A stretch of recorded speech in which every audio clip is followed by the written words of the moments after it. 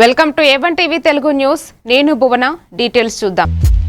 మార్చి 16 తేదీ నుంచి 20వ తేదీ వరకు జరిగే ఉగాది మహోత్సవాలకు భక్తులు ముందస్తుగానే వచ్చే అవకాశం ఉందని శ్రీశైలం దేవస్థానం కార్యనిర్వహణాధికారి శ్రీ శ్రీనివాసరావు పేర్కొన్నారు. భక్తుల రద్దీకి తగినట్లుగా అవసరమైన అన్ని ఏర్పాట్లు పూర్తి కావాలని కార్యనిర్వహణాధికారి వారు అన్ని విభాగాలను ఆదేశించారు. ఉగాది ఉత్సవాల ప్రారంభం కంటే ముందు నుంచే భారీగా భక్తులు తరలివచ్చే అవకాశం ఉంటుంది. ఉగాది మహోత్సవాల ఏర్పాట్లను కార్యనిర్వహణాధికారి వారు సమీక్షించారు. దేవస్థానం కార్యాలయ భవనములోని సమావేశ మందిరంలో జరిగిన ఈ సమీక్షలో అన్ని విభాగాల యూనిట్ అధికారులు, పర్యవేక్షకులు పాల్గొన్నారు. ఉగాది మహోత్సవాలలో భక్తులందరికీ గతంలో వలనే శ్రీ స్వామివారి అలంకార దర్శనం మాత్రమే కల్పించడం జరుగుతుందన్నారు.